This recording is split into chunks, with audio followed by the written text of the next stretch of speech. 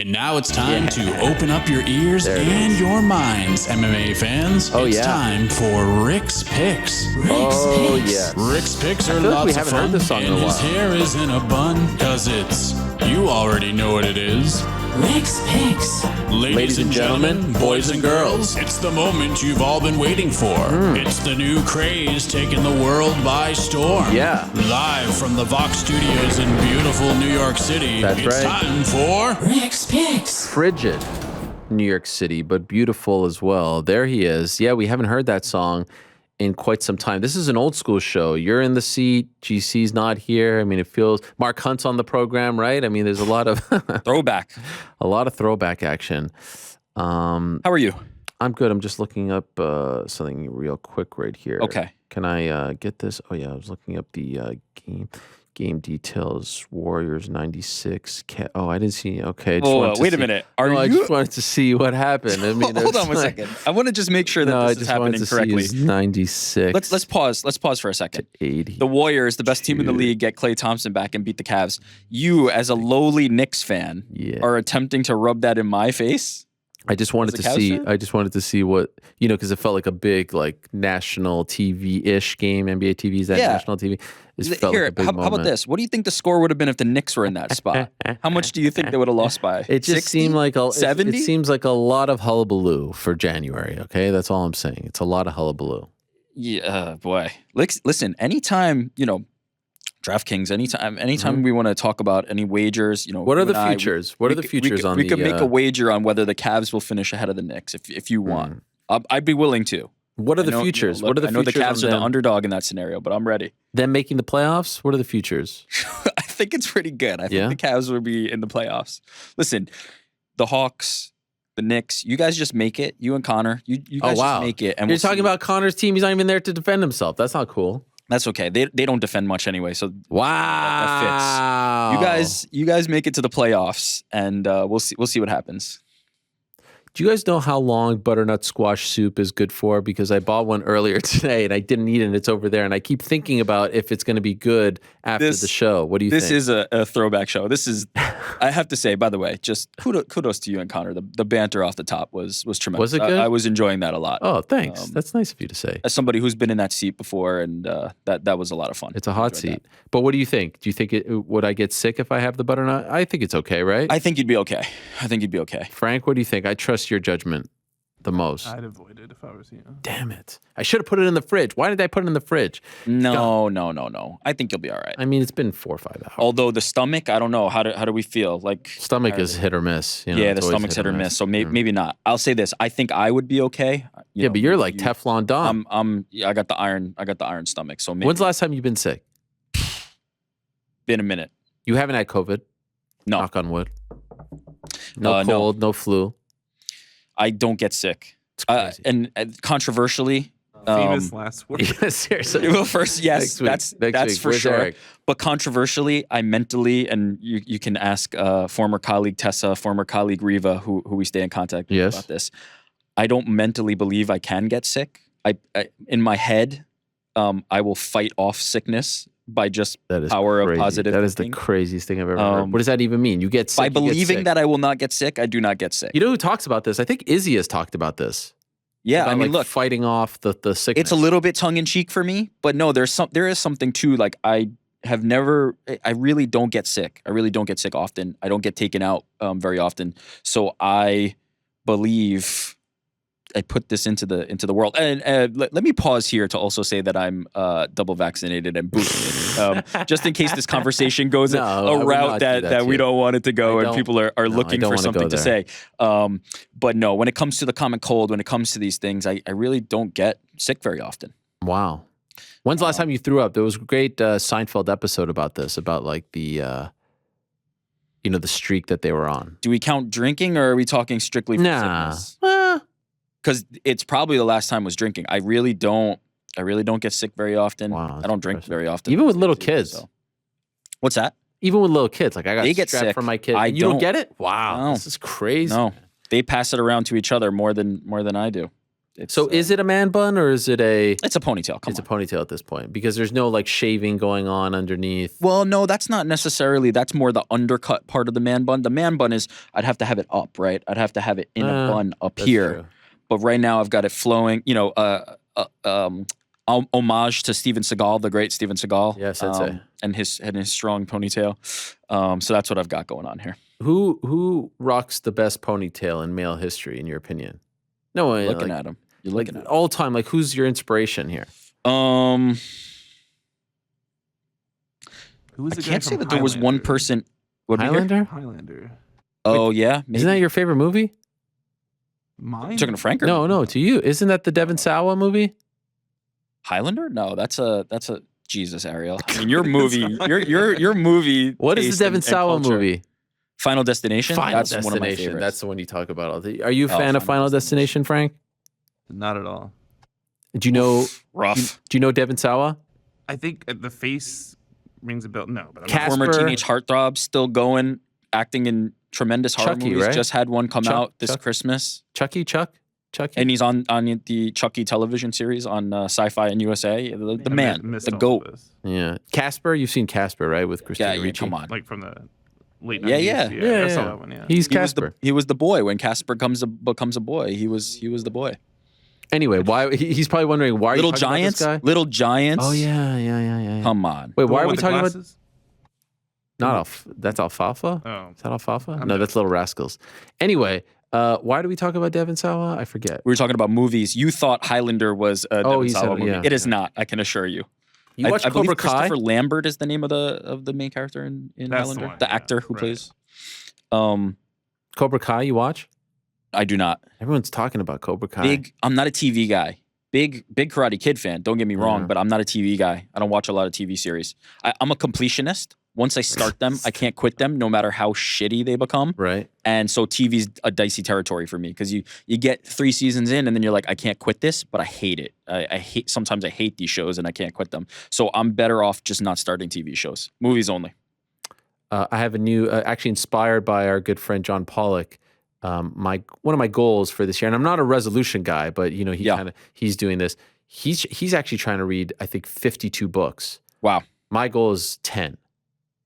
Say what? Yeah, what?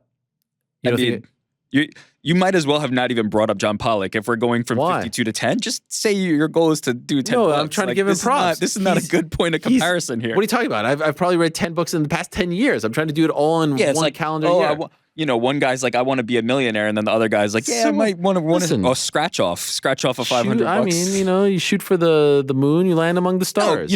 Listen, I'm giving you a hard time. Good on you. 10 books is not 10 books is pretty. I mean, it's almost one a nothing month. to sneeze at. Yeah, it's solid. I imagine there'll be little pamphlet-sized books, but that's okay. Listen, I didn't say how big the books are. I just say books. All right. I'm currently reading Instigators. Are you familiar with that? No, I'm not familiar. What is it? Well, it's Insta and then G-A-T-O-R. Oh, it's about social. It's about social media. No, it's about like crocodiles who become detectives. Stop. Oh, this is a kid's book. Oh, you got. Sorry, I botched that. I botched that. That was a good one. You're not on the market yet. I botched it. Once your kids get to like 3rd or 4th grade, you'll. No, listen. Avery's a vociferous reader. Really? She loves to read. Diary of a Wimpy Kid?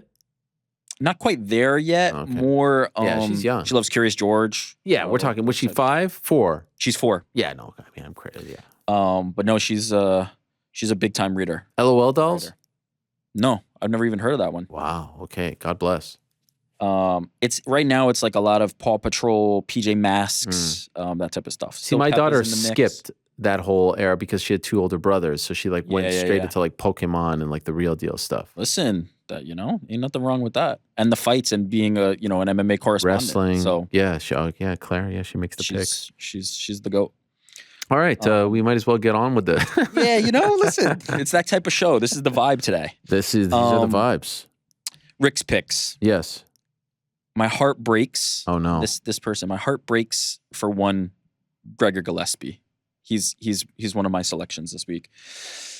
He went on social, he's campaigning for a fight. A lot of people had mixed reviews on kind of how that Instagram promo went. For me, I get his point, and my heart breaks for him.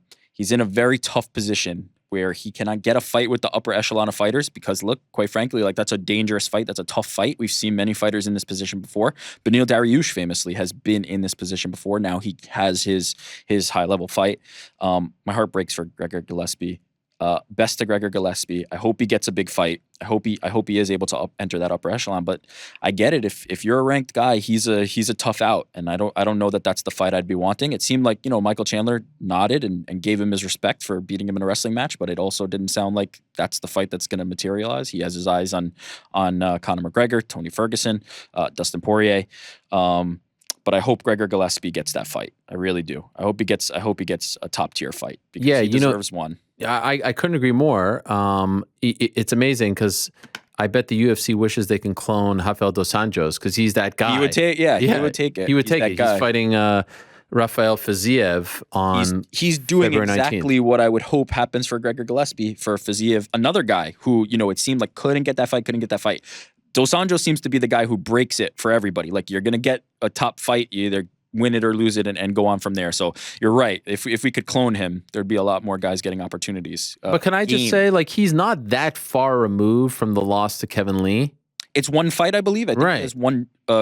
Now, granted, great performance, a comeback of the year contender, an all-time fight against a very tough opponent. But look, in that run, that was the only loss. People have bounced back from one defeat and then a quick comeback many a time. And I think he deserves a big fight. All I was saying was, according to the MMAfighting.com rankings, which are tremendous, and I highly recommend everyone check them out. The rankings of record. Let's just say it now. Okay, so right now, Gregor Gillespie is 9. Dos Anjos, by the way, 8. Yep. Hooker, we don't know about his future at 155. He could be going to 145. Yes. Down. Yep. Fiziev 11. They're matched up. What about number 12, Mateusz Gamrot? It's a great fight, but he's looking upward. I know, but it's not that far off. 12, look.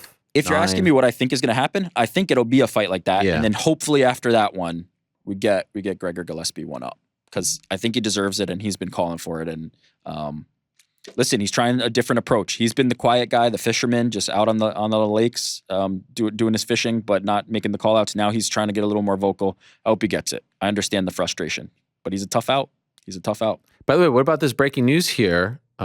Just over the wire, MMAfighting.com, Damon Martin and Mike Heck reporting that Miesha Tate is moving down to 125 officially, going down to the flyweight division to fight Lauren Murphy, of course, who we saw recently fight against Valentina Shevchenko April 9th, that UFC 273 card that I talked about at the top of the show. So Tate going down to 35. Interesting. I think a lot of people thought at this juncture of her career, if she's going anywhere, it's the 45, right, to try to get that immediate title shot. Do you have to whip up a graphic for this? Are you busy? Or? No, I was just typing a message. But yeah, I like the move. I like the shakeup. There's a lot of names at 135 that are still interesting. I don't think this is like a preclusion of being able to take fights at 35 or 45. I like it.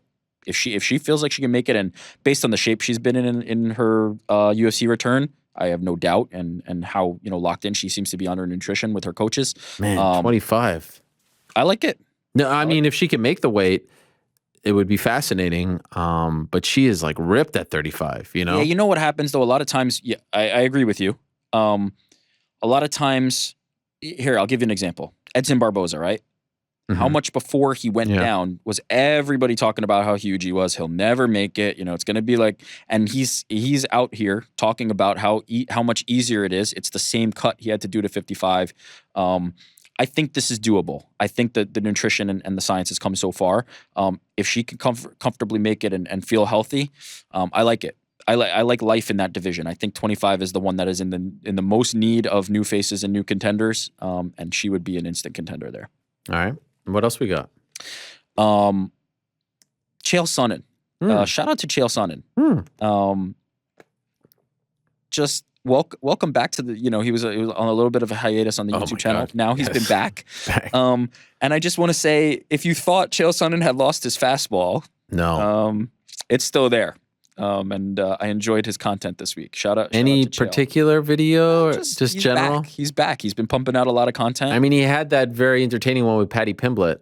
I thought that was a strong one. I have been, obviously I sparred with Chael for 3 years there where we were less interviewer guest. It was more we're on equal footing. I know when Chael's mad. I can tell when he's mad. Early days of Aaron the Bad Guy, he would get mad at me a lot. I think he was still trying to feel me out. It was a little awkward at times. We were on, video, but he was mad in that video. He does not like to have his credibility questioned or be called clickbait. He was pissed in that video. You could typically tell when Chael's, mad, because he doesn't like to talk about himself a lot. Mm-hmm. He typically kind of stays on the topic and brings you this or, whatever some of those phrases that he likes to use are. Let me offer you this. He's offering something. And then he'll literally pick up his leg and cross. Like, he's the only person I know that needs to actually pick up his leg and cross. Sure, he's physically doing it. You get a lot of that. But when he talks about himself, he's typically... He's got something to say. He's got an Instagram. But it was a strong couple of videos for Chael. The fastball's still there, and I think the bad guy deserves a shout. Yeah. Shout out to Doug Crosby, by the way, writes great material. Oh, stop. And notice Goddard when he was rifling off those names. He didn't mention Didn't have to that see one? the most crooked and biased judge in MMA history mentioned, but we won't be giving a shout out in any direction. Okay. To that person.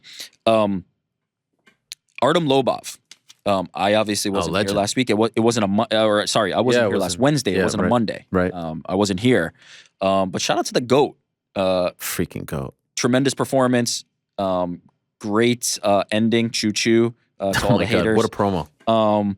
But also just one of the fighters in MMA, we talk about being game. We talk about RDA. Artem Lobov, one of those guys. He was game. He knew his value. He knew his worth, and it seems to be pretty high. And walked away at a time that his value is still there.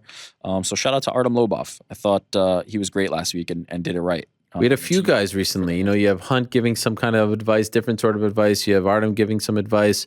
Guys who have gone to war in and out of the cage, right, for what they believe in. That's right. I mean, Artem going through that whole process with that former manager is actually a great lesson for a lot of younger fighters. That one part that he tells me, I cringed when I heard him say that he just signed the contract without reading it. Sure. Because, I've been in those situations where it's awkward and you don't want to come across like you don't trust the person.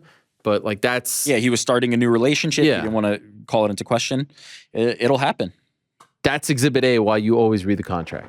Absolutely. So, yeah. But shout out to the GOAT. Shout out to the GOAT. For real. No shout out to Derrick Lewis and Tai Tuivasa for trying to pull the wool over our... I actually don't think they were lying to me, to be honest. You think they were? I don't, but I mean, it's just how fortuitous is it all of a sudden. I don't want to fight in Houston. I know. No selling Tai Tuivasa. We find out a day later he's fighting Tai Tuivasa. 2 days later. I mean, it's literally Friday morning or whatever it was. Shout out to Farah Hanoun of Junkie. I think she was the one who broke it. Yeah, that was weird. I mean, it's an incredible fight. I'm a little worried for Derrick because the matchup doesn't worry me, but he really spoke about how fighting in Houston brings him a lot of anxiety and all that stuff. Yeah, and I think...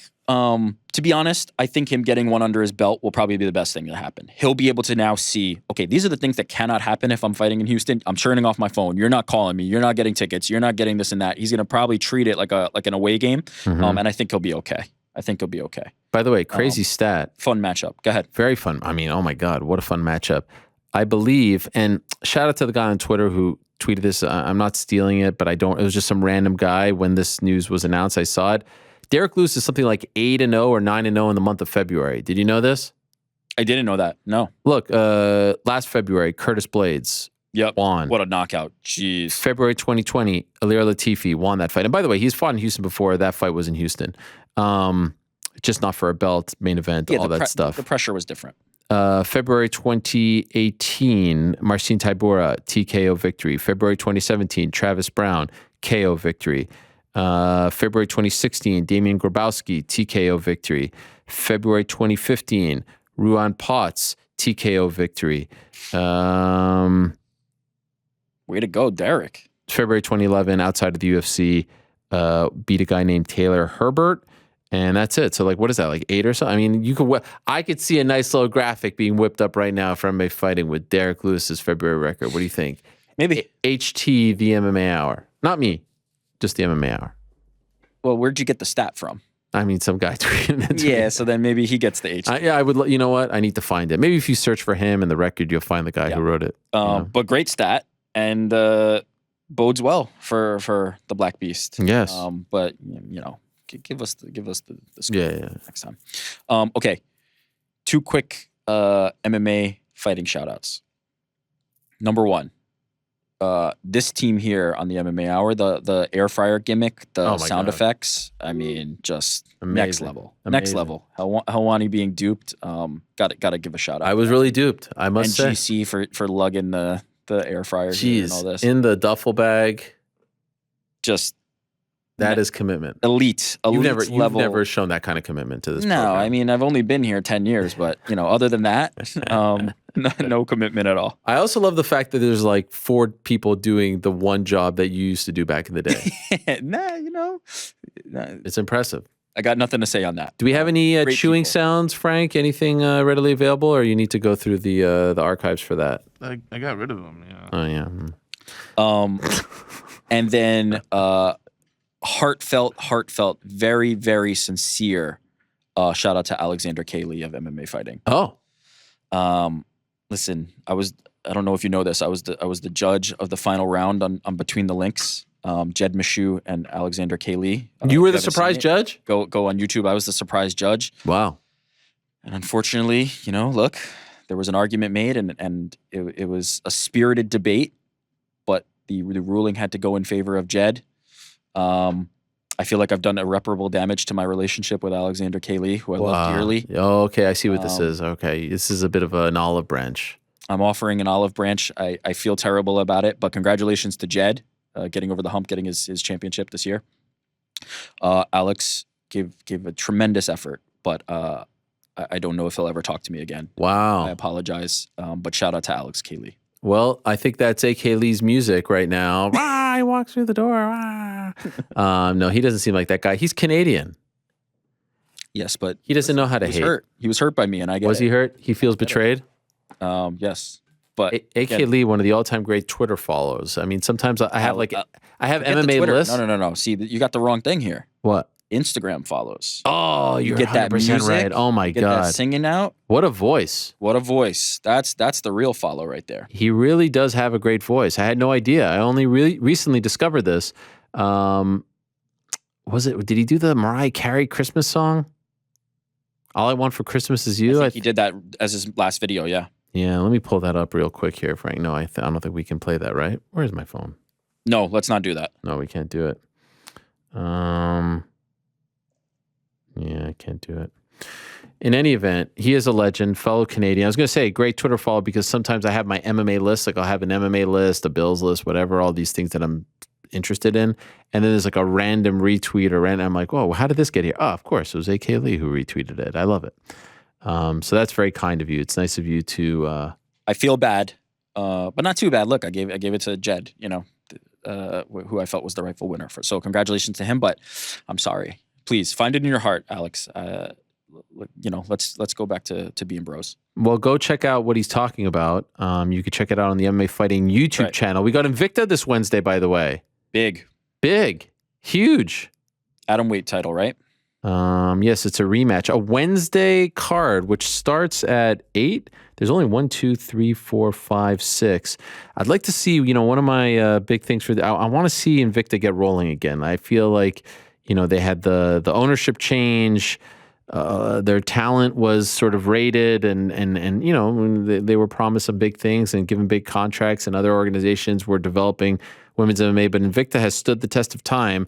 I have to be honest, a lot of the names here aren't, very well known. It's a lot of 1-0s and 2-0s. So I just want to see them get on a roll. I'm with you, but what I'll say about that was when they were in Invicta, they were not the big names, and then they became the big names as Invicta built them up, and then they sure.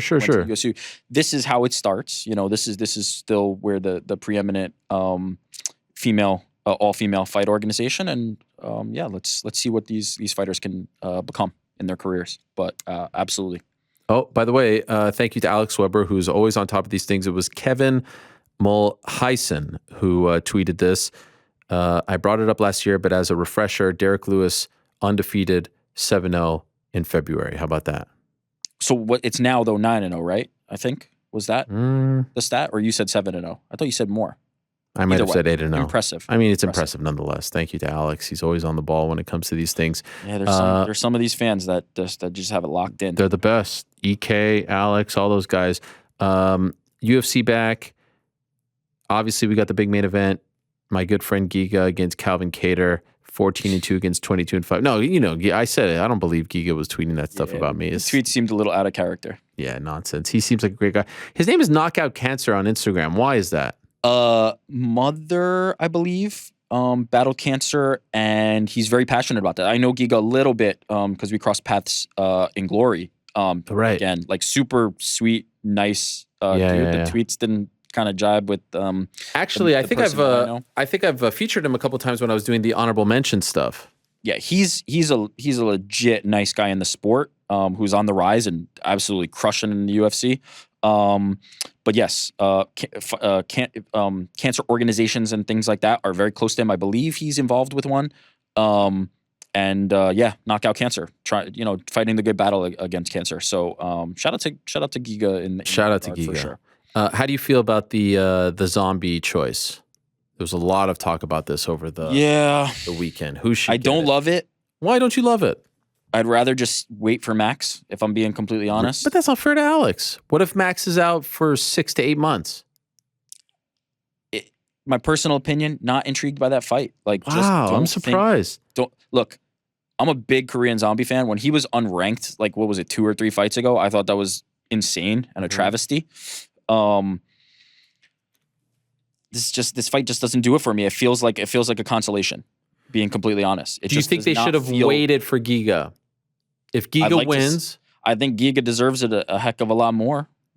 Heck, because especially now that they're doing it. Yair, if I'm being completely honest, I'd rather see Yair. Bad. I get it, and you know why he was beat up pretty bad? Because he fought Max Holloway. Yeah. I don't love this fight.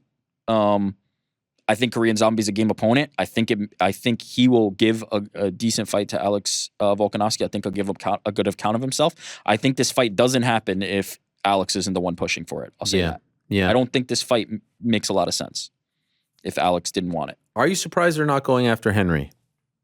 I'll tell you a fight I would like to see a lot more is Henry Cejudo versus Alex Volkanovski. This is actually the perfect time to make it. This is the time. But at the same time, if you're Henry Cejudo and your number hasn't changed and the UFC hasn't been willing to play ball with you, I don't even know if they're sniffing in his direction, meaning I don't even know what his number is. Obviously, there's probably talk. I mean, Ali is probably doing, the negotiation, whatever. Try to get it done. I would love to see that fight. It feels like they don't even consider him. Like, if there was ever a chance, no one has ever tried to do something like this. There's an opportunity to sell history. And yeah, but if you're the UFC, do you want to get into the George St. Pierre position again? Because you don't know where Henry Cejudo's at after this fight. You just don't know. Is he here? Is he here to be a champion? Is he here to defend? Or is it here to collect a belt? I get that. Just make history, yeah. Just to make history. And I think for all intents and purposes, if I recall, the recent conversations with Henry, he's talked about, if I come back, I'm coming back. But then it's more money. It's the same kind of conversations. It doesn't feel... That fight makes a lot of sense as a one-off. I don't know if Henry Cejudo's here to fight long-term and be that champion. So I get the trepidation, but God, that fight would be tremendous. It's an interesting spot because there's several options, but there's no obvious option. And so that's why the zombie one doesn't... come Saturday night, let's say Giga annihilates Kattar. Let's say he knocks him out in a minute, in a round, in 2 rounds. I mean, he's finished his last 3 opponents. The last 2, Edson Barbosa and Cub Swanson, legends. It would be a shame. It would be weird. If it wasn't Giga. Well, yeah, it would be weird because now the fight's in April. So now we're talking 3 months from now. And look, the fight's not done, right? The fight's not done. The fight's not announced. It's still close. It's pretty damn close. It's close. But look, if Giga puts on that, I think by Saturday. You think it'll be done before then? All right. I mean, at least last I heard. I mean, I haven't checked my phone and stuff like that. I'll also say that it has been disrespectful to Calvin Kattar.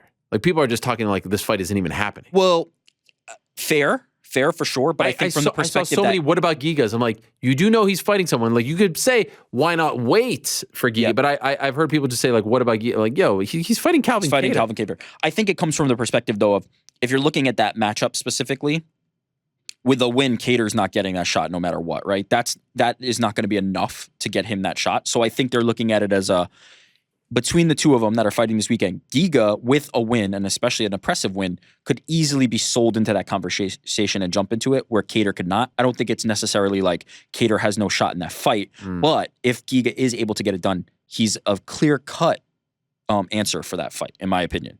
I just don't think there's a resume out there that's as strong as his. Outside, you're talking Max Holloway, and that's it. It's Max Holloway and Giga right there for me. Do you like Hamzat Gilbert? Love it. That is pretty damn great. That's the fight, man. If you want to know if Hamzat Chimaev is the real deal, and I think the jury's out on that, but that's there's probably some that still want to know. You don't get better than Gilbert Burns to find that out. You really do not. And if you want to know if Gilbert Burns is ready for another title shot again, Hamzat Chimaev is a perfect test for that. I don't think there's a better fight that is one of the fights, if that gets made, that I would be most excited about this year. Can I also say that, Gilbert and I haven't seen eye to eye, but tremendous respect for him, A, and B, it's actually a brilliant choice on his part, because as good as Hamzat is, he hasn't truly been tested, right? He hasn't. Well, this is what I was saying. There's some people who say, like, the jury's out. Let's see. Yeah. Well, it's sort of like Floyd fighting Canelo. I know it's a crazy example, but it's like sometimes you catch a guy young, you knock him off, you take that feather, you put it in your cap, and you can ride that to another title shot. It's as good as getting a top-ranked fight. You beat Hamzat, and that means the significance of that is as much as beating the top 5 guys. You know what I mean? Oh, my God, yeah. It's crazy. No, and I mean, there haven't been too many times in the history of the sport where beating a guy who, I don't have the rankings up in front of me, but I don't think he's in top 10, right? Is he top, if that, right? He's not top 5, but is, like, from a clout standpoint and a buzz standpoint, is equal to beating, like, the number 2 guy. You mentioned, Canelo and Mayweather. I'm going to mention another, lauded name, like Conor McGregor. It's when Conor McGregor was on the way up, people were clamoring for that opportunity. If you beat that guy, it means something. Right. It means more. It means more than the ranking.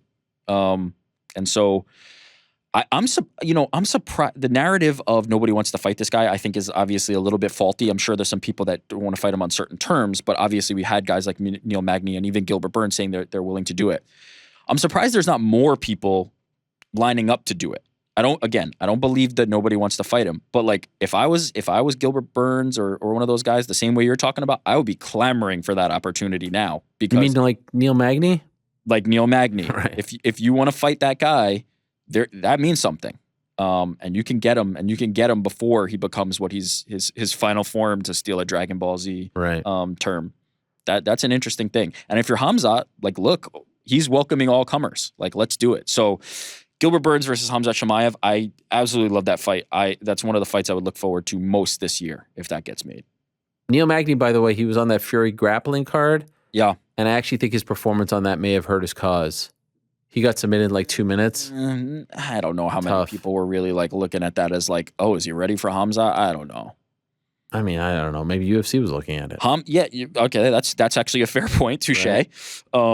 But I think, look, Hamzat was always going to be the one that was supposed to be the aggressor and the A side of that conversation. So, I don't know how much that'll impact, but you're right. Maybe they were looking at it as a litmus test of where's his grappling at? Can we legitimately sell this? Let's just get Hamzat a fight. How about that? Yeah, I know. Let's just get Hamzat a damn fight. Didn't get roughed up at all. He went from the guy who was, fighting every weekend, the most active, and now it's the point where, obviously, look, we're not going to pretend COVID is something you bounce back from quickly, and he had a very tough bout with it. But now he's been healthy, and now he can't even get a fight. The guy who was the most active. I just want to see Hamzat fight. Well, I got to say it. And you know what? Leon and Hamzat is still a fight I want to see too. Yeah, but come on. It's got to be Leon Usman. I get it. It probably isn't, it's interesting because we've got this pay-per-view coming up January 22nd. Then we've got the February 12th pay-per-view, Izzy Whitaker. Yep. And that's going to happen.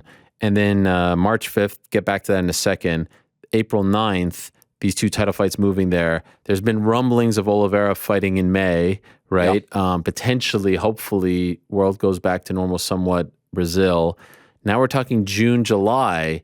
I mean, that's a year now that Leon Edwards will be out because of the timing not working out. And so I hope that, I mean, at that point, you would think even if Hamzat fights on April 9th, that fight will already be booked and he doesn't have to worry about someone skipping the queue. But I mean, crazy things happen in this game. Crazier things have happened. Honestly, if I'm Usman, I would take out Edwards now, get that win again. And then, you know, if Hamzat steamrolls through Burns, I don't know if you want to jump on that right away, but I don't know. But there's a good stretch coming up. You got this card on Saturday. Now, the undercard is a little thin, if we're being honest, right off the gate. The main event is a solid one. The 22nd card is great. There's a break on the 29th.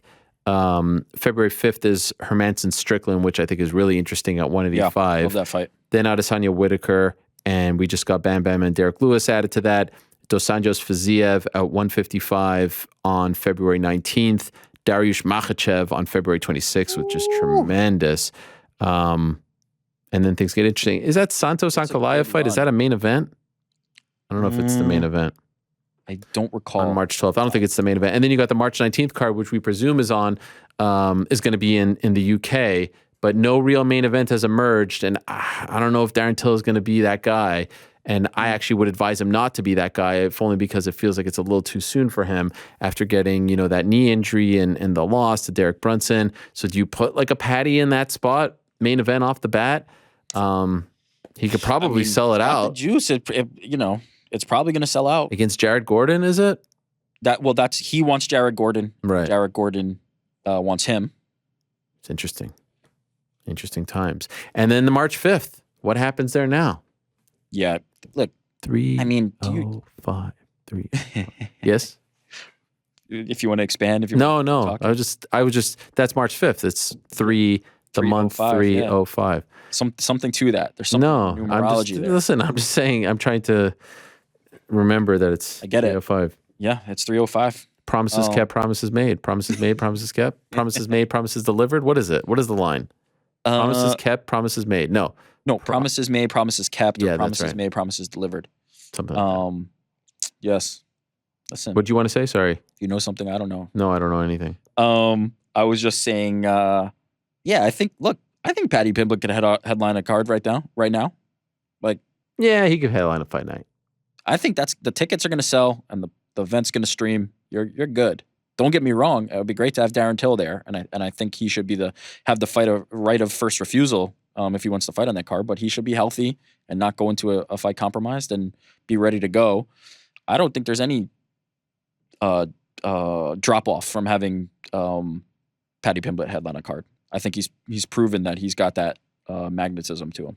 And what about this nugget unearthed by our good friend Jedi Goodman? Last year, February 21st, 2021, I tweeted, and I quote, "Hit me. Derrick Lewis was born in February and is now 7-0 as a pro fighter." In February. You stole it. Hat tip, Kevin Mulholland. Okay. But isn't that crazy? No wonder you love it so much. You already covered it. And I credited the guy. And good social etiquette on your part. I appreciate that, and I'm sure no one has better social etiquette than me. I don't steal anything. I don't have ghostwriters, by the way, who write my material. It's all from this noggin right over here. What do you mean by that? Are you referring to something? Yeah, I am referring to something. What do we got? Let me tell you something. Anyone who asks for a ghostwriter for tweets, I feel a certain way about you. And if you're the person writing the ghostwriting, you're a loser. A, and B, I feel a certain way. I'm not going to say, I don't want to, but like if you're asking someone, we're asking someone to help out, like, hey, can you help me out with some material? Like, come on, you better reevaluate things. Here's the thing with that. I'll say this. I don't think the act itself is damning, but it's very clear. Like you have to mask it a little better. Yeah. You have to make it less transparent when it is clearly not. Well, that is rule number one. That's the problem. That's the problem. Yeah. More so than the act of asking, in my opinion, is you gotta zhuzh it up and make sure it feels authentic. Right. Don't make it insipid. Yes, don't make it insipid. All right, I feel like we're good here. Thank you very much, New York Rick. A pleasure as always. And thank you very much to Virna Jandiroba for this great hat.